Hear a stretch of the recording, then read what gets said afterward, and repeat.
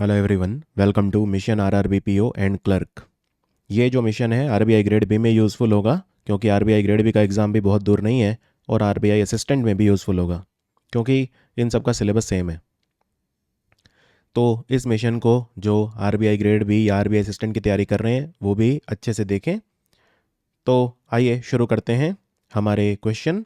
इससे पहले अगर आपने सेट 1 नहीं देखा है तो सेट 1 देखिए, उसके बाद ही आपको सेट 2 देखना है। ये हैं हमारे शुरू के 4 सवाल। टोटल 20 सवाल पूछूंगा। आई होप आप पेपर पेन लेकर बैठ गए होंगे। नोट्स ज़रूर बनाइए, इसके आपको कोई बने बनाए नोट्स नहीं मिलेंगे, आपको खुद ही प्रैक्टिस करनी होगी। और एक्स्ट्रा जो भी मैं चीज़ बताऊं वो भी आप ज़रूर नोट डाउन करें। दीनदयाल उपाध्याय ग्रामीण कौशल्य योजना, ये योजना अभी अभी न्यूज़ में आई थी। एक बहुत ही खास रीज़न की वजह से ये कौन से मंत्रालय के अधीन आती है? दीनदयाल उपाध्याय ग्रामीण कौशल्य योजना। कौन सा संगठन है, कौन सा ऑर्गेनाइजेशन है जिसने एक corporate debt market development fund बनाया है, जिसमें 3,000 करोड़ रुपए का कॉर्पस रखा गया है? कॉरपोरेट डेट मार्केट में अगर कोई नुकसान हो या कॉरपोरेट डेट मार्केट में अगर कोई प्रॉब्लम हो जाए तो 3,000 करोड़ रुपए तक का सपोर्ट देगा corporate debt market development fund. ये अगले 2 क्वेश्चन बहुत ही ज़्यादा डिफिकल्ट हैं। एक, जनरल इंश्योरेंस का जो बिजनेस होता है उसमें एक्सपेंस ऑफ मैनेजमेंट लिमिट कितनी होती है? ठीक है, और ये मैं क्वेश्चन एक बहुत ही खास रीज़न की वजह से पूछ रहा हूँ। और जो एक हेल्थ इंश्योरेंस का बिजनेस होता है उसमें एक्सपेंस ऑफ मैनेजमेंट लिमिट जो है वो कितनी होती है? तो जैसे आपको परसेंटेज में बताना है, जैसे 10%, 20%, 30%, 40%, इन दोनों का आंसर आपको परसेंटेज में देना है। फिर मैं आपको बताऊंगा ये मैंने सवाल आपसे क्यों पूछा।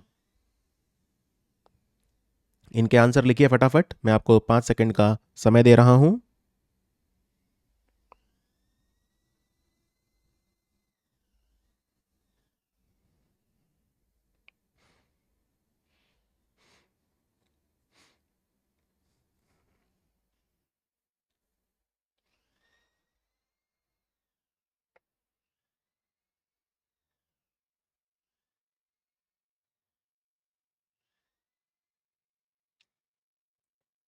चलिए, दीनदयाल उपाध्याय ग्रामीण कौशल्य योजना। सबसे पहले तो आप ये जानिए कि ये योजना न्यूज़ में क्यों आई थी। ये योजना इसलिए आई थी क्योंकि ये कैप्टिव एम्प्लॉयमेंट की बात कर रहे हैं। ये कैप्टिव एम्प्लॉयमेंट क्या होता है?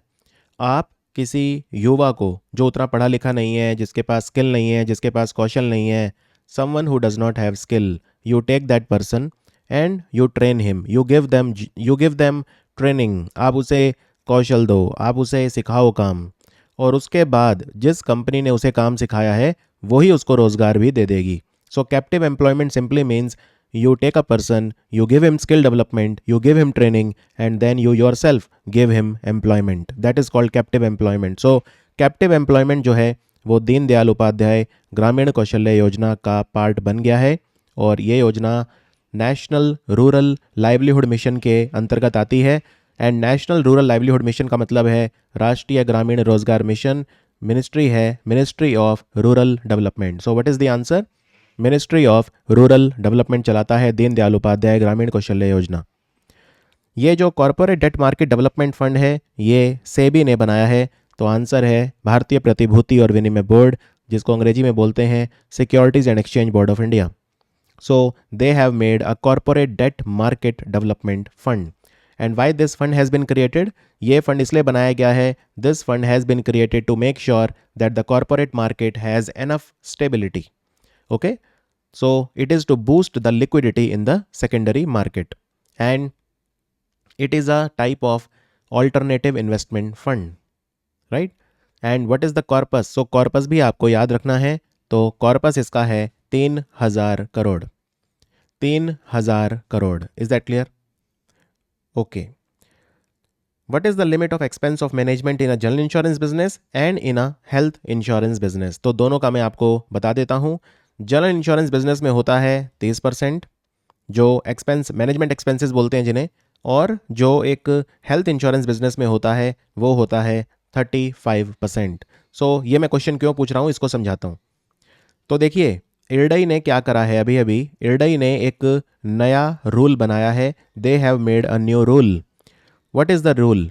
सो there are people who are called insurance agents. There are also insurance intermediaries like policy bazaar for example.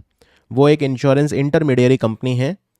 तो पहले रूल ये था, the earlier rule of IRDAI was that कि आप 15% से ज़्यादा इन्हें नहीं पे कर सकते कमीशन. ठीक है. What was the rule? You can not pay more than 15% to the insurance intermediaries, right? This was the rule. And 15%, right? This was the rule. You cannot pay insurance intermediary a commission of 15%. 15% of what? 15% of the premium. 15% of the total premium business that they have brought for you. Okay? तो उसका 15% से ज़्यादा आप इन्हें commission नहीं दे सकते. This was a rule, but now this rule has been removed. अभी इरडई ने ये रूल रिमूव कर दिया है. ठीक है.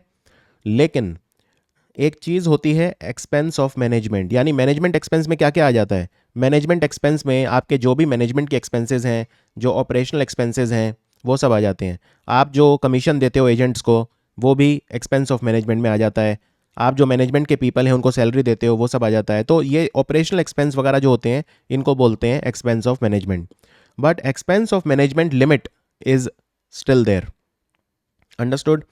सो in expense of management you have the money.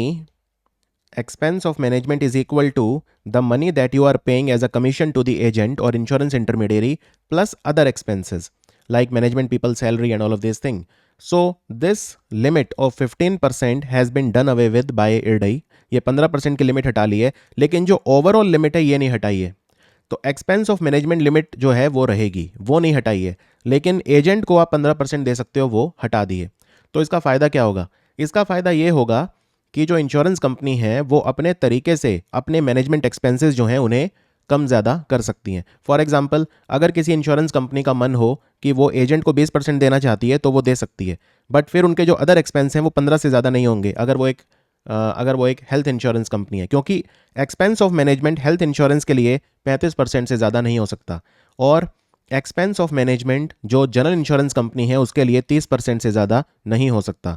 तो ये ओवरऑल लिमिट तो है, लेकिन उसमें अब उनको फ्लेक्सिबिलिटी दे दी है. तो एक इंश्योरेंस कंपनी को ज़्यादा फ्लेक्सिबिलिटी मिल गई है, वो अपने हिसाब से अपने खर्चे जो है उन्हें वो कर सकती है. ठीक है. वो चाहे तो इंश्योरेंस एजेंट को 30% कमीशन भी दे सकती है. मान लो अगर कोई हेल्थ इंश्योरेंस कंपनी है, वो 30% कमीशन देना चाहे तो फिर वो अपने ऑपरेशनल एक्सपेंस जो हैं दूसरे, उनमें 5% से ज़्यादा नहीं कर सकती, क्योंकि ओवरऑल लिमिट उन्हें मेंटेन करनी पड़ेगी. आई होप ये आपको समझ में आ गया होगा. तो वो 15% वाली लिमिट हटा ली गई है. अभी अभी भारत की सरकार ने डिसाइड करा है. ये हमारे अगले 4 सवाल हैं, और ये जो सेट है काफ़ी डिफ़िकल्ट लेवल का है, तो मैं चाहूँगा कि आप काफ़ी संजीदगी के साथ, काफ़ी सीरियसनेस के साथ जो है आप इसे करें. भारत की सरकार ने जीएसटी एपेलेट ट्राइब्यूनल जो है वो बनाया है. GST appellate tribunal. ठीक है. तो इसमें जो एक मेंबर है वो कितने रुपए तक के डिस्प्यूट के केसेस सुन सकता है? जीएसटी एपेलेट ट्राइब्यूनल क्या होता है? अगर आपको कोई कंप्लेन है तो आप पहले जीएसटी काउंसिल के पास जाएंगे. अगर वो भी आपकी नहीं सुनते तो आप जीएसटी एपेलेट अथॉरिटी के पास जाएंगे. अगर जीएसटी एपेलेट अथॉरिटी से भी आपको रिलीफ नहीं मिलता, फिर आप जीएसटी एपेलेट ट्राइब्यूनल के पास जाएंगे. तो एपेलेट अथॉरिटी के बाद आएगा एपेलेट ट्राइब्यूनल. लेकिन एपेलेट ट्राइब्यूनल जो बना है, इसमें एक मेंबर कितने रुपए से ज़्यादा तक के जो केसेस हैं डिस्प्यूट, वो नहीं सुन सकता. लिमिट क्या है उसके लिए? कितने लाख या कितने करोड़, वो आपको बताना है. नेशनल क्रॉप इंश्योरेंस पोर्टल बना है अभी अभी प्रधानमंत्री फसल बीमा योजना में. अगर आपको क्लेम सेटलमेंट वगैरह करना है तो उस प्रोसेस को पारदर्शी बनाने के लिए, ट्रांसपेरेंट बनाने के लिए, अकाउंटेबिलिटी प्रमोट करने के लिए नेशनल क्रॉप इंश्योरेंस पोर्टल बना है. तो उनका जो डिजिटाइज्ड क्लेम सेटलमेंट मॉड्यूल है उसका क्या नाम है? उसका नाम आपको बताना है. उसका नाम क्या है? वो जो पोर्टल है या जो फैसिलिटी दी है उसका क्या नाम है, जिसमें पूरा जो बीमा है वो डिजिटली सेटल हो जाएगा. पीएम मित्र पार्क बन रहे हैं भारत में. 7 पीएम मित्र पार्क बन रहे हैं अलग अलग जगह पे. उनमें टी की फुल फॉर्म क्या है? पीएम मित्र में टी की फुल फॉर्म क्या है? कौन सा ऑर्गेनाइजेशन है जिसने लोन दिया है? भारत में green national highway corridor project बन रहा है, जिसमें 781 किलोमीटर के जो रोड हैं वो बनाए जाएंगे भारत के 4 राज्यों में, हिमाचल, राजस्थान, यूपी एंड आंध्र प्रदेश. तो इस प्रोजेक्ट को फंड कौन कर रहा है ये आपको बताना है। जल्दी से आंसर लिखिए।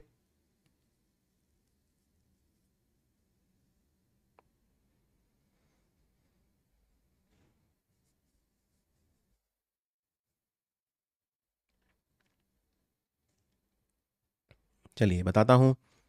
देखिए, जीएसटी अपीलेट ट्राइब्यूनल जो बना है उसमें एक मेंबर होगा, वो 50 लाख रुपए से ज़्यादा के डिस्प्यूट नहीं सुन सकता। ठीक है। नेशनल क्रॉप इंश्योरेंस पोर्टल का जो डिजिटाइज क्लेम सेटलमेंट मॉड्यूल है उसका नाम है डिजी क्लेम। डिजी क्लेम। पीएम मित्र पार्क में टी का मतलब है टेक्सटाइल। ये कपड़े के पार्क बन रहे हैं, तो PM mega integrated textile reason and apparel, ये इसकी फुल फॉर्म है। इस प्रोजेक्ट को ग्रीन कॉरिडोर को वर्ल्ड बैंक फंड कर रहा है, तो आंसर है वर्ल्ड बैंक। अगले 4 सवाल।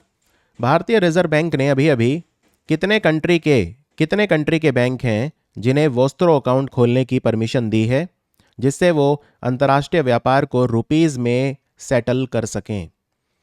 रुपीज़ में सेटल कर सकें, तो ये आपको बताना है कितने कंट्रीज़ के बैंक हैं जिनको परमिशन दी है वोस्त्रो अकाउंट खोलने की। मिनिस्ट्री ऑफ एमएसएमईज ने कौन सी योजना शुरू करी है जिसमें जो हमारे एमएसएमई हैं भारत के, उन्हें ग्लोबली कंपिटिटिव बनाया जाएगा। ये योजना अभी अभी स्टार्ट हुई है, इसका नाम क्या है। फाइनेंस मिनिस्ट्री कौन सी ऐसी चीज़ है या क्रिप्टो करेंसी है, ठीक है, ये मैं आपको बता रहा हूँ वो चीज़ क्या है। तो क्रिप्टो करेंसी को कौन से एक्ट में ले आई है? अभी अभी फाइनेंस मिनिस्ट्री ने क्रिप्टो करेंसी को कौन से कानून में, कौन से अधिनियम के तहत ले आए हैं? Smart PDS. स्मार्ट पीडीएस एक नई पहल शुरू करी है, ये कौन से मंत्रालय ने शुरू करी है? आपको मिनिस्ट्री का नाम बताना है।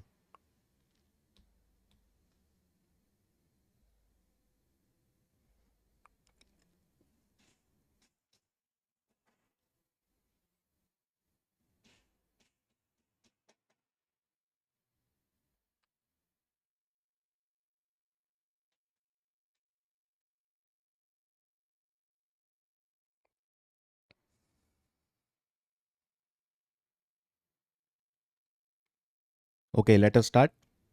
Now, let us start from below. Okay. Smart PDS is an initiative of the Ministry of Food, Consumer Affairs, and Public Distribution. Here, PDS means what? Public distribution.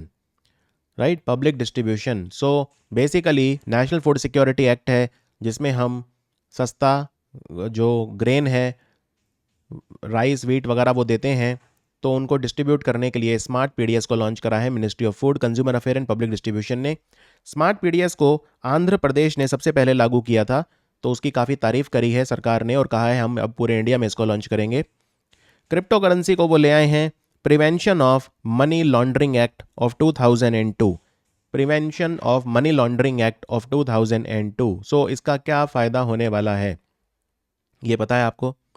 इसका फ़ायदा ये होगा कि मनी लॉन्ड्रिंग की एक तो पनिशमेंट होगी, है ना। अगर मान लो कोई मनी लॉन्ड्रिंग कर रहा है, अगर कोई मनी लॉन्ड्रिंग कर रहा है तो ये ध्यान रखिए कि जो पनिशमेंट है वो 7 साल तक की हो सकती है। ठीक है, रिगोरस इम्प्रिजनमेंट, मिनिमम 3 साल की और मैक्सिमम 7 साल की। तो अगर आप कोई क्रिप्टो करेंसी से रिलेटेड कुछ हेर फेर कर रहे हैं जो सरकार ने अलाउ नहीं करा, तो फिर आप 3 से 7 साल तक के लिए जेल में जा सकते हैं। एक इसका फ़ायदा ये भी होगा कि जो भी क्रिप्टो करेंसी जो एक्सचेंज होते हैं उन सबको अपने आप को रजिस्टर करवाना पड़ेगा। ठीक है, all the crypto currency exchanges they will have to get themselves registered with the finance intelligence unit, FIU। Finance intelligence unit जो है FIUIND, finance intelligence unit of the government of India, ये setup किया गया था 2004 में। ठीक है, और ये रिपोर्ट करता है इकोनॉमिस्ट इंटेलिजेंस यूनिट को, which is headed by the finance minister. So जितने भी क्रिप्टो करेंसी एक्सचेंज वगैरह हैं भारत में, उनको अपने आप को FIU में रजिस्टर करवाना पड़ेगा। मिनिस्ट्री ऑफ MSME ने योजना शुरू करी है लीन योजना, LEAN, लीन। लीन मतलब क्या होता है? लीन मतलब होता है पतला, मोटा मतलब होता है फैट, पतला मतलब होता है लीन, है ना। अब लीन मतलब क्या है? देखो, हमारे MSME हैं वो कम्पिटिटिव नहीं है, खर्चे बहुत ज़्यादा करते हैं, उनकी जो इन्वेस्टमेंट है जितनी होनी चाहिए उससे ज़्यादा हो जाती है, तो उन्हें उसको लीन करना पड़ेगा, यानी अपने रिसोर्सेज को ऑप्टिमाइज़ करना पड़ेगा। मान लो जहाँ पे 50 लोग काम कर रहे हैं वहाँ पे 40 लोगों से काम लेना पड़ेगा। क्योंकि हमारे जो एमएसएमई है उनको ग्लोबली कंपेटिटिव कैसे बने वो नहीं पता, तो वो अपने खर्चे इतने कर लेते हैं कि फिर वो कंपेटिटिव रेट्स पे अपने प्रोडक्ट या सर्विसेज नहीं दे पाते, और इस वजह से उनका जो पूरा का पूरा जो टर्नओवर है वो अफेक्ट होता है, उनका रेवेन्यू डाउन होता है, उनका जो प्रॉफिट है वो भी कम हो जाता है। तो हमें इस बात का ध्यान रखना है कि जो एमएसएमई मिनिस्ट्री है वो लीन योजना इसलिए शुरू कर रही है जिससे भारत के जो एमएसएमई हैं उनको ग्लोबली कंपेटिटिव बनाया जाए। तो उसमें एक्स्ट्रा रिसोर्सेज को कम किया जाए, एक्स्ट्रा मैन पावर अगर वो ले रहे हैं उनको कम किया जाए, रॉ मटेरियल अगर वो ज़रूरत से ज़्यादा यूज़ कर रहे हैं तो उसको कम किया जाए। तो इन सारी चीज़ों के लिए ये योजना शुरू की गई है। वोस्त्रो अकाउंट 18 कंट्रीज को परमिशन दी है रिजर्व बैंक ऑफ इंडिया ने। This is a very important question, क्योंकि बहुत सारा व्यापार हम रुपीज़ में करने की कोशिश जो है वो कर रहे हैं। तो 18 कंट्रीज को ये परमिशन दी है कि वो अपने वोस्त्रो अकाउंट भारत में खोल सकता है। स्वायत्त स्वायत्त नाम की पहल हमारे वाणिज्य मंत्रालय के कौन से प्लेटफॉर्म के अंतर्गत आती है? सवाल को ध्यान से सुनिए। स्वायत्त योजना या स्वायत्त नाम की जो पहल है ये मिनिस्ट्री ऑफ कॉमर्स एक प्लेटफॉर्म चलाता है, उसके अंतर्गत आती है। ये कौन से प्लेटफॉर्म की बात हो रही है? NSE indices limited, national stock exchange indices limited, जो कि एक होल्ली ओन्ड सब्सिडरी है नेशनल स्टॉक एक्सचेंज की, उसने भारत का पहला म्युनिसिपल बॉन्ड इंडेक्स शुरू करा है। इसके लिए बेस डेट और बेस वैल्यू क्या रखी गई है? यानी जो भारत का पहला म्युनिसिपल बॉन्ड इंडेक्स है उसके लिए बेस डेट और बेस वैल्यू क्या रखी हुई है? और अगला सवाल भी मिलता जुलता है, ये जो म्युनिसिपल बॉन्ड इंडेक्स है ये कितने भारत के म्युनिसिपल बॉन्ड और कितने म्युनिसिपल इशूअर हैं, यानी कितने म्युनिसिपल बॉन्ड इशू करने वाले नगर निगम हैं टोटल, जिनका परफॉर्मेंस आपस में एनालाइज करेगा, कंपेयर करेगा। म्युनिसिपल बॉन्ड इंडेक्स इसलिए बना है जिससे वो म्युनिसिपल बॉन्ड्स को कंपेयर कर सके। तो कितने म्युनिसिपल बॉन्ड और कितने इशूअर, दोनों के आंसर अलग अलग होंगे जिनको ये आपस में कंपेयर करेगा। नेशनल फाइनेंशियल रिपोर्टिंग अथॉरिटी, इसकी एक मीटिंग हुई थी जिसमें जो institute of chartered accountant of India है उन्होंने एक नई चीज़ बनाई है जिसका नाम है इंड AS 117। इसमें इसकी फुल फॉर्म क्या है आपको ये बताना है। इंड AS 117, इसकी फुल फॉर्म बताइए।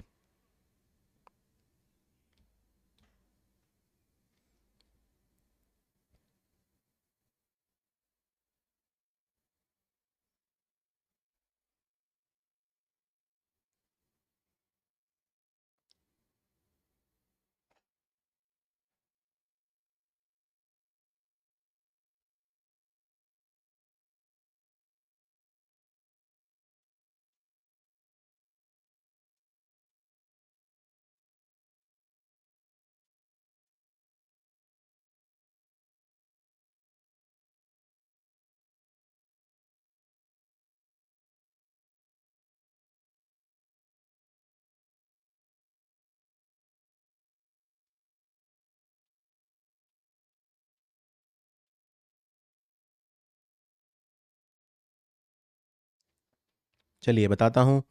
देखो, स्वायत्त योजना जो है it is a part of government e market place platform जिसको चलाता है मिनिस्ट्री ऑफ कॉमर्स। ये स्वायत्त है क्या? मान लो मैं एमएसएमई हूँ, आप जानते हैं गवर्नमेंट ई मार्केट प्लेस के ऊपर सरकार एमएसएमई से सामान खरीदती है ना। अब लेकिन मैं एमएसएमई हूँ, अब मुझे तो पता नहीं सरकार को कैसे सामान बेचना है, सरकार को जो सामान बेचना है उसकी क्वालिटी क्या होनी चाहिए, तो मुझे कौन सिखाएगा? सरकार सिखाएगी। इस पहल का नाम है स्वायत्त।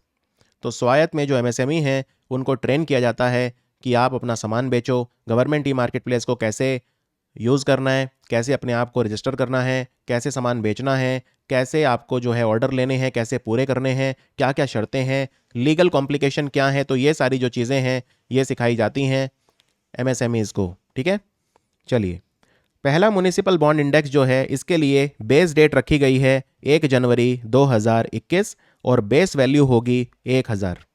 ठीक है, base value will be 1000 and base date is 1 January 2021, 1st of January 2021। Now how many municipal bond will be compared? 28 municipal bond will be compared. They are issued by 10 cities, 10 cities of India. So 10 issuers also you can say. The one who issues a municipal bond is called a issuer. जो municipal bond को issue करता है वो शहर है। तो 10 नगर निगम हैं, 10 issuer हैं, 10 शहर हैं जिन्होंने 28 म्युनिसिपल बॉन्ड इशू करे हैं और उनको ये कंपेयर करेगा। इंड एएस क्या है? Indian accounting standards. Indian accounting standards 117। ये पुराने अकाउंटिंग स्टैंडर्ड जो हैं हमारे, उनको रिप्लेस करेगा। पुराने वाले कौन से थे? 104। तो Indian accounting standard 117 is going to replace the Indian accounting standard 114। Is that understood? So this is a nice question. Okay okay, next for question. As I said in the beginning of the video, जैसा मैंने आज video शुरू होने से पहले ही कहा था कि ये जो वीडियो है काफ़ी डिफ़िकल्ट लेवल का है, तो बिल्कुल आपको परेशान नहीं होना है। ठीक है, परेशान नहीं होना है। चलिए, जो इंटरनेशनल आईपी इंडेक्स है, आईपी इंडेक्स क्या होता है? इंटेलेक्चुअल प्रॉपर्टी, बौद्धिक संपदा। इंटेलेक्चुअल प्रॉपर्टी इंडेक्स में, जिसको यूएस चैम्बर ऑफ कॉमर्स ने दिया, 55 देशों में भारत की रैंक क्या है? ये तो अच्छा है, मैंने बता दिया 55 कंट्रीज में रैंक क्या है, वरना हो सकता है आप रैंक लिखते 124 123, कोई भरोसा नहीं है आपका। तो 55 कंट्रीज में रैंक क्या है? अभी अभी पहला कंट्री कौन सा है जिसके साथ भारत ने cross border P2P payment facility UPI की मदद से शुरू करी है? ये पहला कंट्री है जहां पे आप यूपीआई की मदद से क्रॉस बॉर्डर पेमेंट कर सकते हैं। P2P, पर्सन टू पर्सन, कौन सा है? किसकी बात हो रही है? 32 कंपनियां ऐसी हैं, ध्यान से सुनिए, 32 कंपनियां या 32 फर्म्स ऐसी हैं जिनको भारतीय रिजर्व बैंक ने अप्रूवल दे दिया है कि वो पेमेंट एग्रीगेटर के तौर पे काम कर सकते हैं। पेमेंट एग्रीगेटर क्या होता है?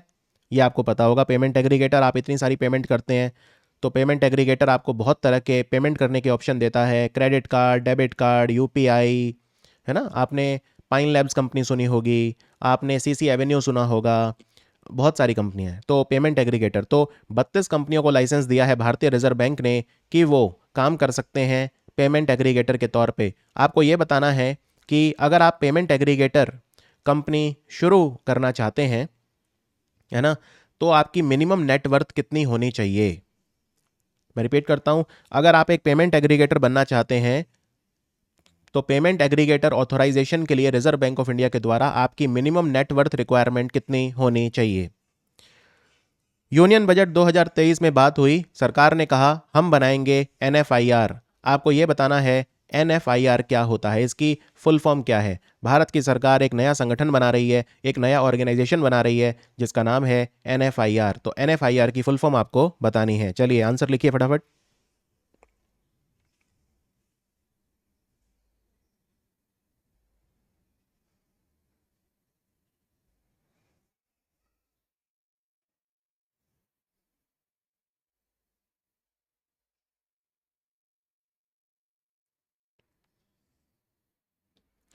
जो म्युनिसिपल बॉन्ड वाला क्वेश्चन था, इसमें एक चीज़ और जोड़ देता हूं आपकी नॉलेज के लिए। ये जो म्युनिसिपल बॉन्ड है ना, इनकी रेटिंग मिनिमम ए होनी चाहिए, AA रेटिंग इनकी मिनिमम होनी चाहिए। तो ये चीज़ और ऐड कर लेना अपने नोट्स में। देखो, इंटरनेशनल आईपी इंडेक्स में हमारी जो रैंक है भारत की 55 देशों में, वो है 42। नंबर 1 पे है अमेरिका, VR42।